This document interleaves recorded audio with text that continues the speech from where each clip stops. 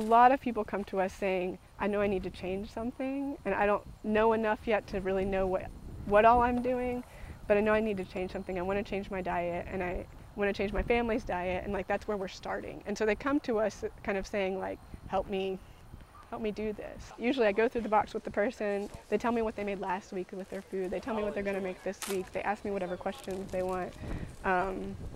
It's just more meaningful to us to do it that way.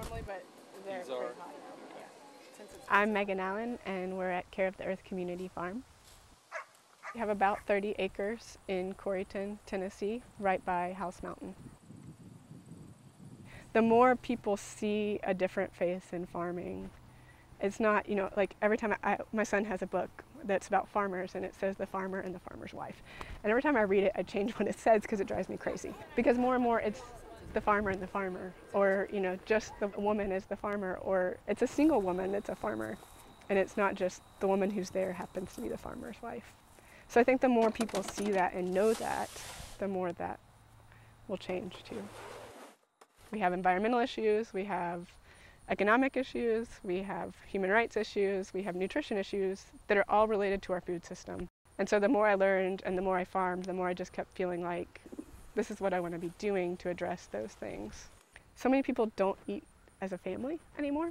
Knoxville has one of the highest restaurant to per capita ratios in the country, which is insane to me. Most people eat out, and they do it not just like once a week, they do it every night. And a lot of people are eating out at like essentially fast food restaurants. So I think changing that and saying, hey, like here's a box of vegetables, why don't you and your family cook it together and eat it together? And I think that's something that a lot of our members who have stayed with us have really appreciated. Like their kids have grown up knowing what every single vegetable is and not being afraid to eat it.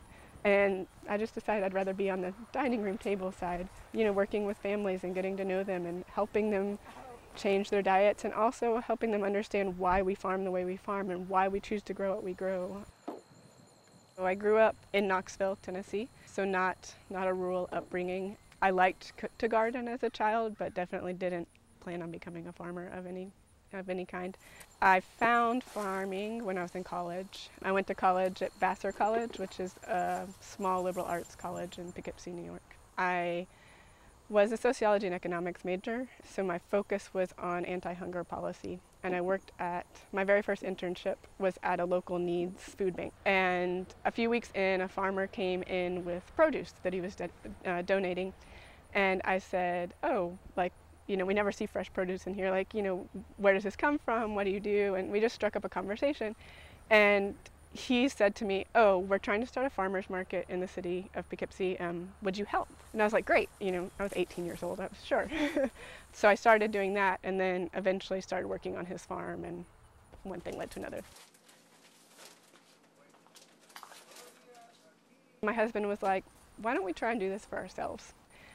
I kind of thought it was crazy, because when you think about that in New York State, you're talking about paying $2 or $3 million for farmland, which we obviously didn't have. So I thought, well, I don't know if that's plausible. And he just kept saying, I really think this is the direction we should go. And I had dreamed about that, but I didn't think it was a reality. So then he said, well, what about moving to Tennessee? He had never been here, but it was home to me. So CSA stands for Community Supported Agriculture, and different people interpret that different ways. The typical sort of approach is you sign a contract of some sort and you make some sort of upfront payment, and they say it takes the risk off the farmer. Really what it does is take the marketing off the farmer. You don't have to spend all summer going to a farmer's market or figuring out where you're going to market your food. It's already sold.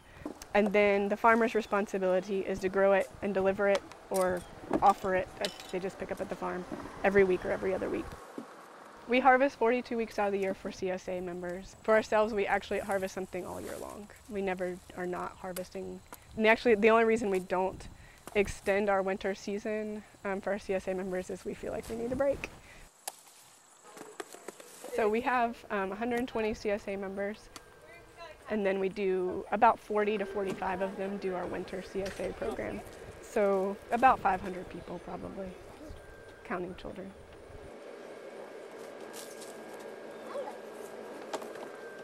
We grow 62 different fruits and vegetables. I harvested peppers and eggplant and various greens, and then we also harvested turnips and bok choy and okra, cherry tomatoes, leeks.